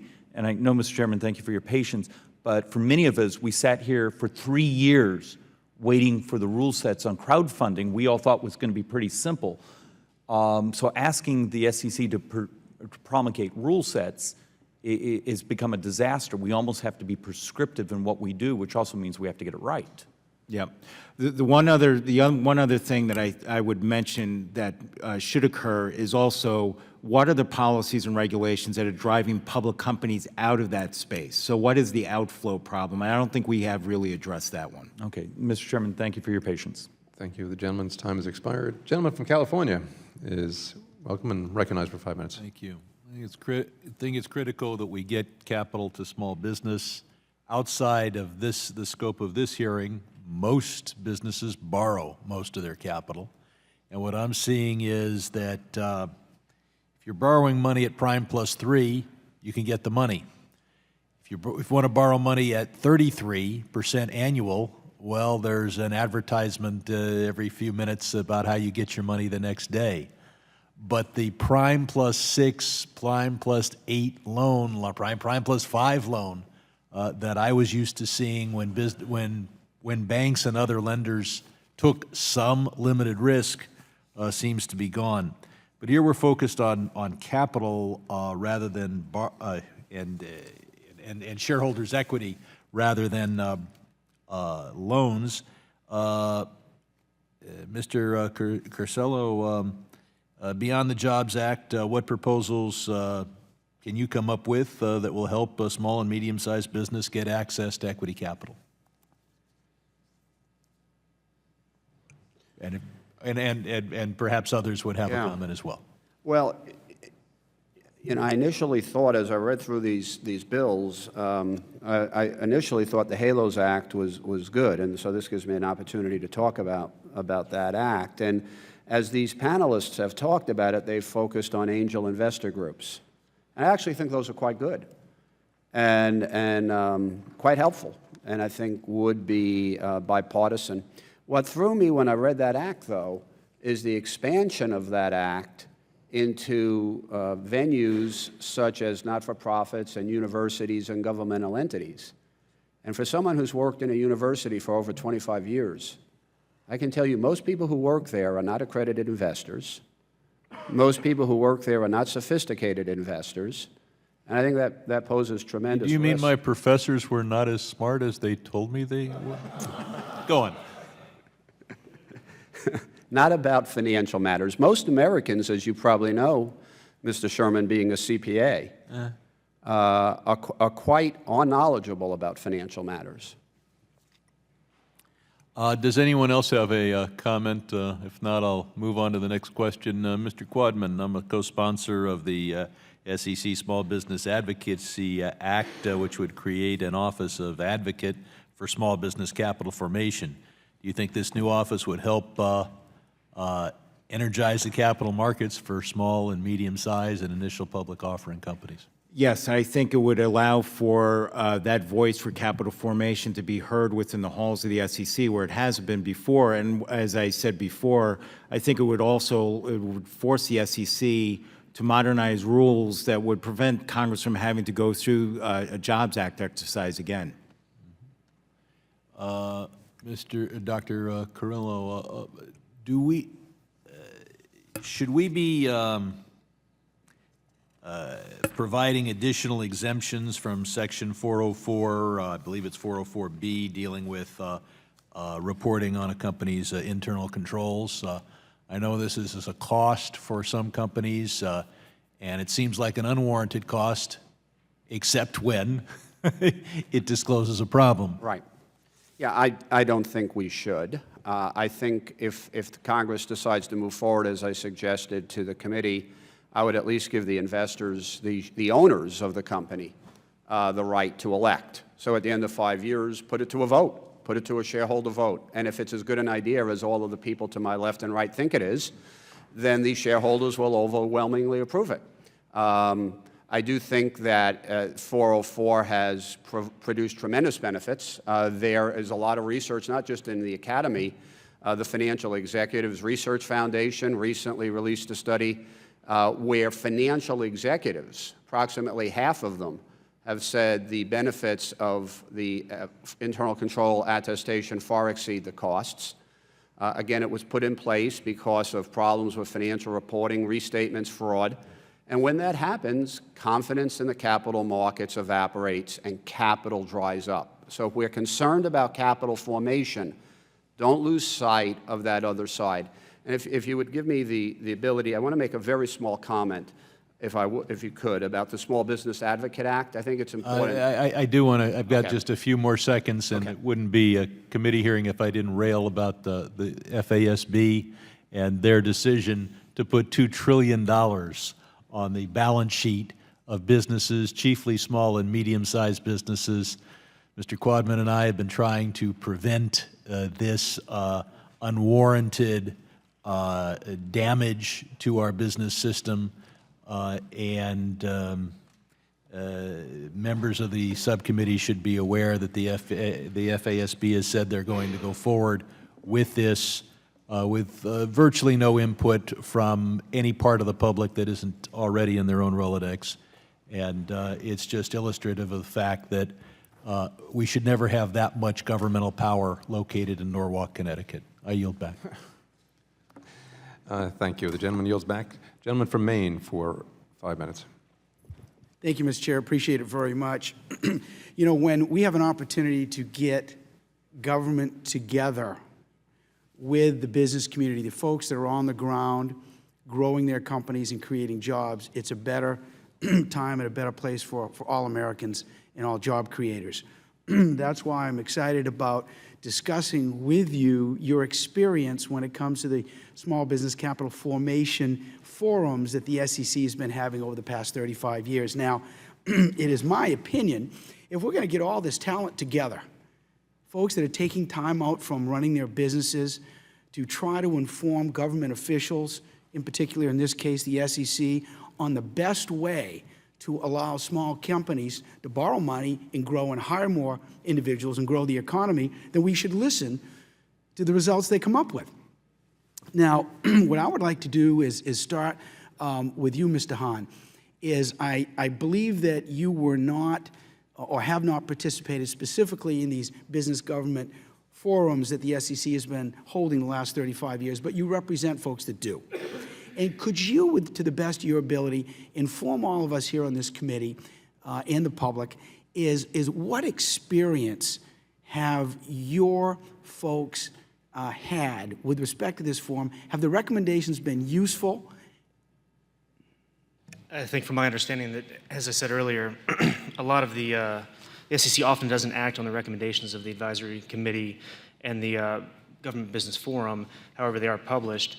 I think it was Congress that took parts of the Jobs Act out of those recommendations, which was a tremendous success. So let me make sure I understand this. So these specific recommendations from past forums ended up in legislation that was passed through this committee.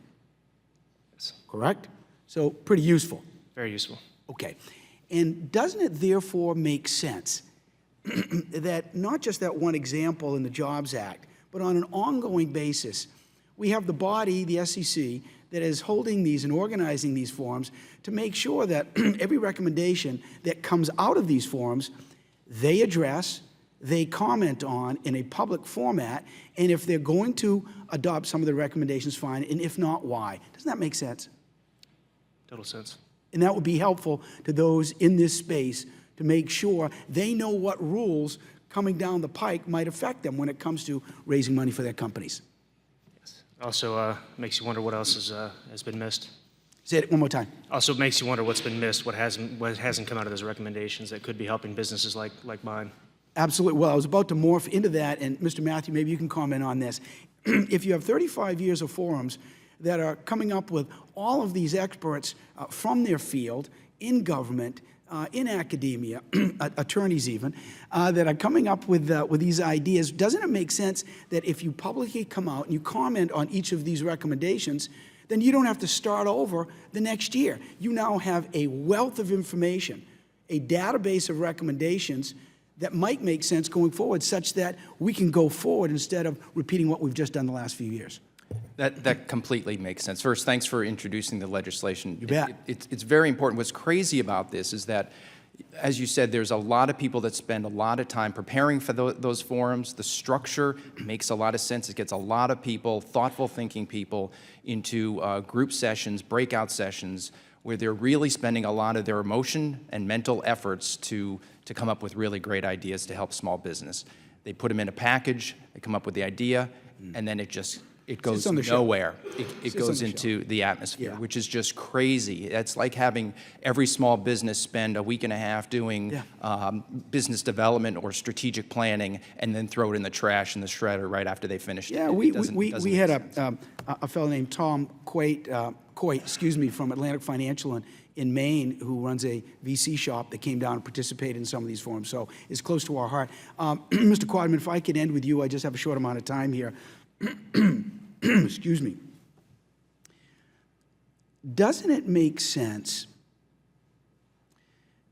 to also require the SEC to not only participate in these forums, but make sure that their recommendations are not only public, but they're relevant to the dynamic nature of our markets? One of the great things about our economy, why it's been so strong for so long, notwithstanding the recent period of time we're going through, is that we have a dynamic and growing and evolving and creative capital market system, the envy of the world. Well, these regulations should evolve along with our capital markets, shouldn't they? Yeah, and I agree with all the other comments that were said. The other thing I would say, too, and the reason why it's important for the SEC to be a part of that and to respond to it, because it should also focus them on areas where they're not looking and where they should be looking. So I think there's a win-win here. Thank you, gentlemen, all very much for participating. We appreciate it very much. Thank you, Mr. Chair. Yield back my time. Time has expired. Mr. Elson, for 5 minutes. Thank you, Mr. Chair and Ranking Member. Appreciate the recognition. Professor Costello, thank you for your service on the Securities and Exchange Commission's Investor Advisory Board. Do appreciate it.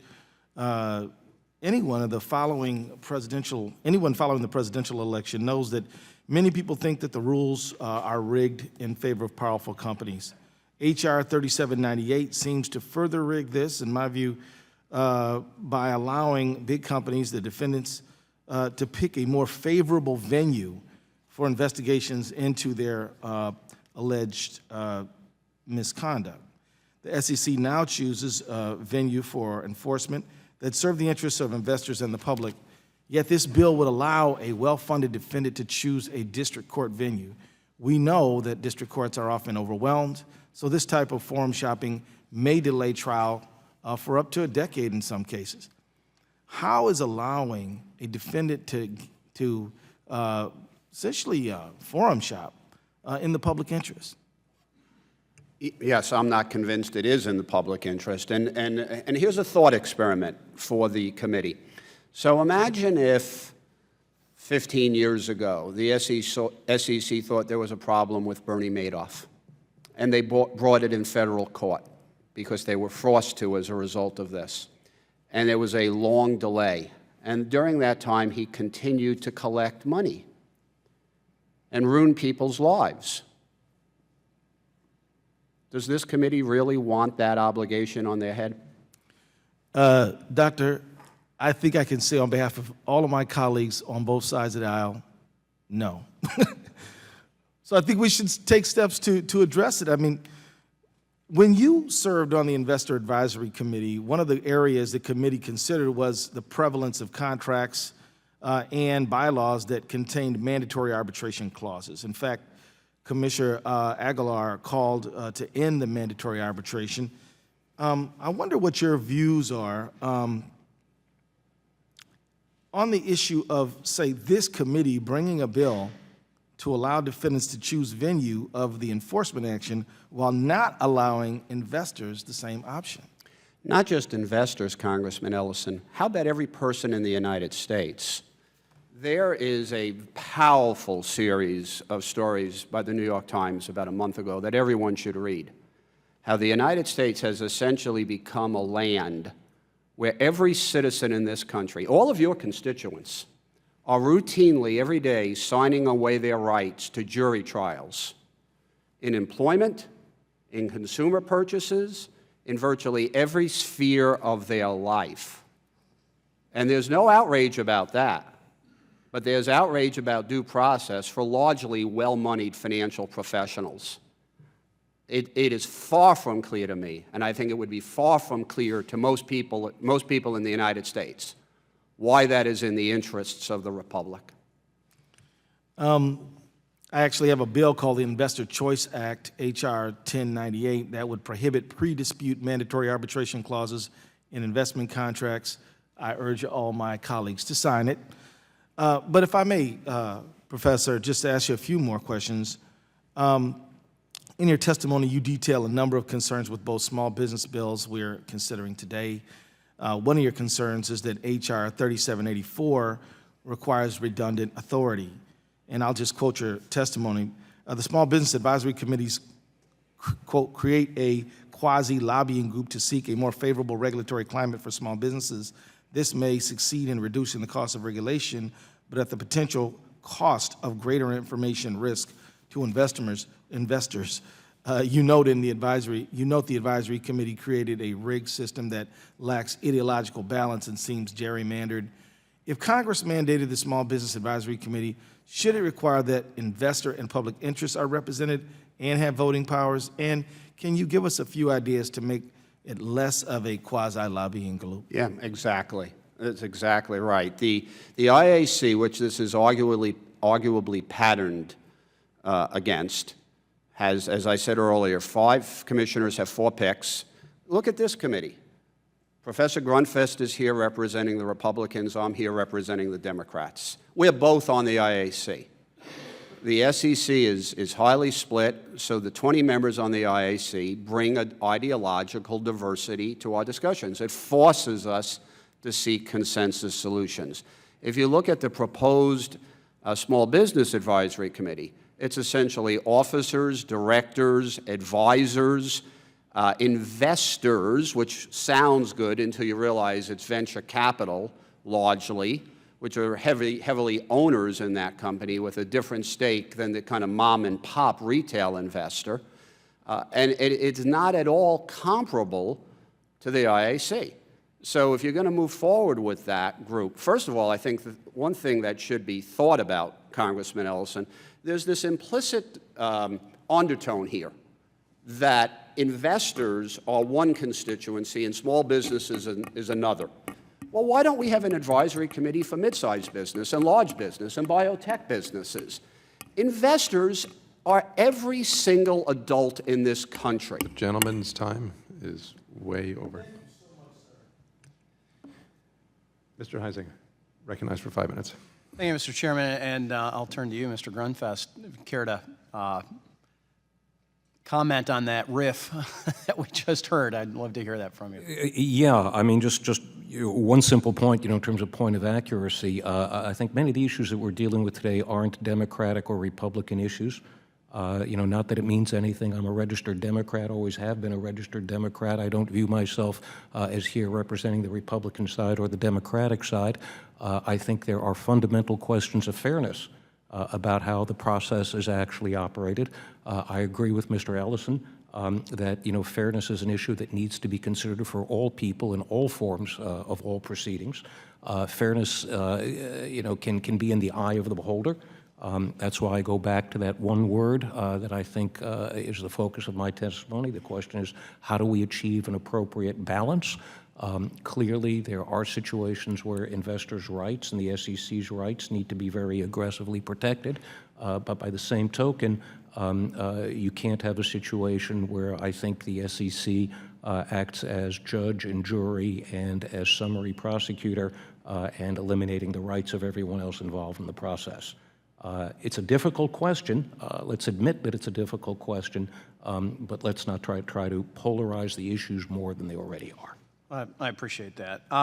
Mr. Hahn, I want to quickly turn to you. The Fostering Innovation Act and high costs associated with the SOX 404B compliance has been cited repeatedly by small emerging companies as one of the deterrents from listing in the U.S. public markets. Wanted to get your comment on that. And then also regarding Sarbanes-Oxley, I mean, obviously it's an admirable goal to protect investors. However, many argue that the cost of Section 404B far outweighs any perceived benefit for most small public companies. You suggest in your testimony that investors in biotech companies do not list 404B compliance as a top priority of their own due diligence. Could you describe what types of information are used by investors and people looking at that? So if you want to touch on the 404B and then give me a profile. Yeah, on the, I'm sorry, on the 404B side, I think it's important to note that just because we're 404B exempt currently, we do have a strong internal control framework in place, and we do have an outside party that audits our controls and reports directly to the audit committee. I spend maybe $15,000 a year on that. As the current, now in year 6, when I have to be 404B compliant, my expenses on that are going to go to $350,000, and nothing's going to change from our business from year 5 to year 6. We're still going to have 40 employees. I still have a staff of 3. So that's kind of the impact on the 404B side. As it relates, I'm sorry, the second part of your question. Yeah, just what if they're not looking at 404B, what type of information are investors in small biotech companies looking at? So as I stated earlier, for the Tesla Waters IPO, we met with 90-plus investors, and since we've been public in January of 2014, we've met with approximately 130 more investors. So about 220 one-on-one investor meetings since about in the last 2.5 years. All the questions around understanding our technology, our science, the indications that we're going after, our current clinical trials. I think the only financial-related questions I get is what's your cash balance and what's your runway? How long is that going to get you? Only questions. No other financial questions that way. Okay. So I mean, is that information then unuseful, or is it just not relevant really to the biotech space? It's not. I would say it's not relevant. Not primarily relevant, to the investors. It's a secondary issue. They want to understand the science and the technology, and they want to know that we're spending our resources and our money on the R&D side and not on the administrative side. All right. Mr. Quadman, you said something that I don't even remember how many speakers ago it was or questioners ago, but the outflow problem on businesses, and I want to give you that last little bit here to talk about that problem, because I'm very concerned about that as well. Sure. We have half as many public companies in the United States as we did in 1995. The number of public companies has gone down every year, 19 of the last 20 years. Clearly, something is wrong and something is broken. Isn't it just a bad economy? I mean, that's what we hear. Remember, 1995, 96, 97, those are awfully good years, and that's when the decline started, right? So we have to really match up our policies with capital formation. Two other points I just want to quickly mention. You know, to Professor Carcello's notion of let's put this out for a shareholder proposal, 54% of institutional investors say our current corporate disclosures are too voluminous and don't provide relevant information. So in other words, sometimes too much information really doesn't give you any information. So you know what? Let's crank up the shareholder proposals because that'll be faster than the SEC with the disclosure effectiveness project. Secondly, what we really have to also pay attention to, you know, while we're looking at these issues, Europe is trying to replicate what we're doing. So we should also remember that as well. Thank you. Thank you. My time's expired. Gentleman's time has expired. Mr. Green, recognized for next to the last word. Thank you, Mr. Chairman. I thank the witnesses for appearing today. And I am exceedingly concerned about the conflating of criminal and civil law today. Whether by accident or design, this seems to have taken place. All of you are scholarly people, and you know that out of the same set of circumstances, you can have a criminal case or you can have a civil case. And in a criminal case, the standard of proof is guilt beyond a reasonable doubt, the doubt in the mind of a reasonable person. If it exists, then you must say by your verdict, not guilty. In a civil case, generally speaking, most of the time, it's preponderance of the evidence, the greater weight and degree of credible testimony. If you differ with what I've just said, would you kindly raise your hand? Let the record show that no one differs. And it is also true that these hearings with the SEC actually go before an independent arbiter known as an administrative judge. The administrative judge makes a finding of facts and issues also conclusions of law. If you differ with what I've just said, raise your hand. How do you differ, sir? The administrative law judge is an employee of the SEC. They're not independent. If this is the case, the judge that hears my case in court, who also hears my motion for a new trial, is it inappropriate for that to happen, to take place? No, what the point here is, and I think Mr. Duffy was making this point earlier, you know, if we were to look at it in that way, you know, the district attorney would also be the judge, and that's currently Well, I'm pleased that you said that, because it has been my experience that most judges are former DAs. If you differ with what I've just said, raise your hand. The point to be made is this. If you're talking about preponderance of the evidence in a civil case that can be appealed to the commission, correct?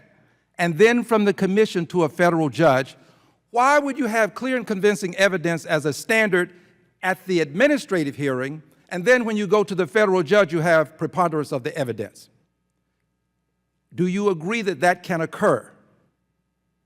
If no one agrees, then I'll have to make the case again. Do you agree that that can occur if you have preponderance of the evidence in the federal district court and you have clear and convincing evidence before an administrative judge? You now have same set of facts, two arbiters, different standards of proof. Mr. Costello, do you agree? Yeah. Okay. Let's find someone who differs. Who differs? Who differs that we would have two standards of proof, same set of facts? Mr. Green, as I mentioned in my opening statement. Well, would you kindly do this? Would you start with yes, I agree, or no, I don't agree? Because sometimes when people finish, I don't know whether they've said yes or no. No, we had suggested an amendment to the bill that there be one standard of evidence. So you agree with what I've said. The question is, do you agree with what I've just said? You agree. So if you agree with what I've just said, and you understand the difference between criminal and civil law, OJ, not guilty, criminal case, OJ, guilty, civil case. These things exist and they have been decided clearly by federal courts that they are constitutional. There is no unconstitutionality here. And I would also add this. To use terminology of finding a person guilty before an administrative law judge. Now, you heard that said earlier. Why would a professor of law not correct that in the record? The administrative law judge doesn't find anyone guilty or any corporation guilty. If you differ with what I've just said, raise your hand. Let the record reflect nobody differs. Dear friends, we have to take these issues seriously when we are talking about changing the laws that impact not only corporate America, but also the citizens of the United States of America. Investors are citizens. They're taxpayers. They deserve fairness too. Madoff treated a lot of investors unfairly. And if not but for the SEC's ability to go before an administrative law judge, I'm not sure how that would have ultimately ended. So I thank you for your time, Mr. Chairman, and I yield back. Gentleman yields back. Mr. Hill, recognized for 5 minutes. Thank you, Mr. Chairman. Appreciate the witnesses' forbearance today. I think I want to start out and continue on that theme, and Mr. Quadman, if you would just, I think for the committee, state the difference between mandatory arbitration and the SEC administrating proceedings, because, you know, having been in the brokerage business for many years, we've had mandatory arbitration, and it's worked, I think, very effectively. 50% of those cases tend to reach a conclusion before they even go to a hearing panel. So, but I think we ought to clarify the difference between these two. These are two completely different things, and we're talking about two completely different universes. Mandatory arbitration deals with two private entities engaged in a transaction, and they're going before a neutral third party if there's a dispute. That actually has been a system that has worked awfully well with keeping cases out of the courts, which, you know, people have talked about overburdened court dockets. What we're dealing with here with administrative proceedings with the SEC is we're actually having the government prosecute, whether or not we want to talk about whether it's civil or criminal, but they're prosecutions that will destroy a person's career. So these are completely different items altogether. Thank you. I appreciate that clarification for the record today. You know, I've spent a lot of my career in private placements for small business, and so I appreciate the effort of my colleagues on this subject. And I've also, on and off, been involved in small cap public companies and know about the cost of trying to manage small cap enterprises. And one concern I've always had is this quarterly cost to be public. And many years ago, I was associated with a company with a market cap of around 70 million and around 10 or 12 million in EBITDA. And if my memory is right, and I am going from memory, I didn't prepare for this conversation, it was about $400,000 a quarter to do Q and K prep and internal control work and that kind of thing. This is both the audit fee as well as the preparation type costs. And that's, you know, that's substantial. So anything that affects costs, I think, is one of the barriers to Mr. Quadman's talk about why we have declining numbers of IPO companies, despite efforts in recent years to reverse that trend. Section 404. What is a way to, you know, in my view, look at the marginal difference in 404? In other words, sure, there's some benefit by having a robust internal control system, but haven't we gone overboard in the prescriptive nature of it, and perhaps the costs really do outweigh the benefits, particularly for small, simple businesses, where they're really being held to a 404B standard that goes a lot deeper than you'd have to do in a simple, straightforward business. Mr. Hahn, you want to start out on that? Because I know you're preparing essentially for this future. You know, I've been involved in 4 startup companies and implemented the accounting systems and the process and procedures. And, you know, every one of those, what I've learned with that over the last 18 years is measured controls, appropriate controls measured that are appropriate to the business and the business processes. You know, if you put too many controls on, you just clamp down the business and people can't operate. I think that, you know, the 404B should take that same approach. We're exempt now, but it seems that this one size fits all, that we're held to the same standards as these large corporations. You know, we've got a $130 million market cap. You know, we cut 125 checks a month. We have 2 check signers. So to hold us to the same standards as these large corporations, I don't feel is appropriate. Yeah, it's like in the bank regulatory environment where, we're all held to a high IT standard for data security in commercial banks. But, some banks are more simple than others, but the regulation is written the same for Citibank's IT protocol as a small community bank. And I think 404B over the years, because the accounting industry wants to be conservative in their approach, they have to be certified. They've got to be peekaboo licensed, and so they don't make a distinction perhaps enough, I think, for small businesses.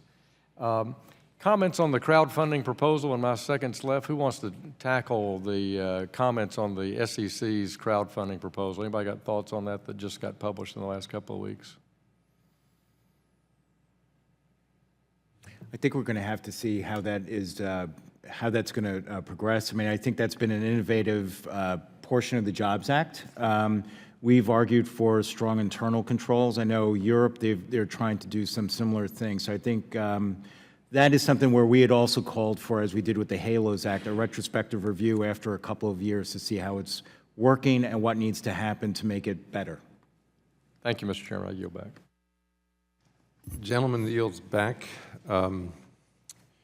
This brings us to the end, but since one of the members raised a point, and I'll yield you a minute if you want, but just to clarify a point, since I think he was referring to me when I used the term guilt or not, I'll just ask Mr. Quadman for 1 minute. The question is this a terminology, a case where there's a distinction without a difference?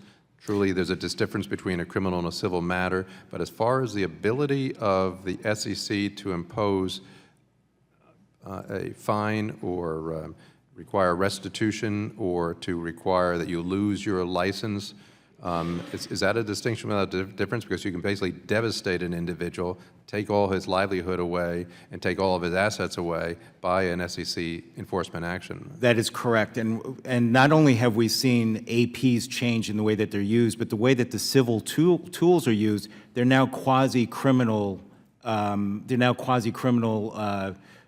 trials and cases. So I think, we can quibble, but I think you're exactly right. We're talking about a distinction without a difference. Right. And since I went over our time, Mr. Carney has anything else for another minute? Yeah, I'd just like to take a minute again to go back to the characterization, which I think is troubling to hear the small business advocate referred to as a lobbying kind of a thing. The thing that I hear most from my business constituents, large businesses and small businesses, is that there's no advocate, there's no voice for small businesses in a lot of administrative procedures. My history is more at the state and local government level, and maybe these big bureaucracies that we deal with here in Washington, it's an entirely different thing, and maybe it's that our politics are so poisoned by that word being such a negative thing. But the essence of the bill is to bring small business concerns, which are varied and different, and to the SEC in their processes to facilitate policies and regulations that don't hurt small businesses and capital formation. I think some of the work that's been done through the Jobs Act, again, my effort was with Mr. Fincher on the IPO on-ramp, is, the attempt is to get beyond characterizations that are pejorative or whatever in such a way to try to move the ball so that we do something that makes it more beneficial for a company to be a public company, for companies in particular to be incorporated in the great state of Delaware, and not to get in these political battles back and forth. The issue, that's not to diminish the concerns, Dr. Costello, that you have, and I acknowledge those, and we'll look at those in relationship to the legislation. But if we're going to make progress, I think we've got to think about the language that we use as we characterize these things. Mr. Chairman, thank you, and I yield back. Thank you. So thank you, and I thank the panel, all of our witnesses here for your written testimony and also for your testimony today and your questions as well. The chair now notes that members have an additional, if they have additional questions for the witnesses, they may submit them all to you in writing. And without objection, the hearing record will remain open for 5 legislative days for members to do such, to submit written questions to the witnesses and to place their responses in the record. Also, without objection, members will have 5 legislative days to submit extraneous materials to the chair for inclusion in the record. And with that, without objection, this hearing is adjourned.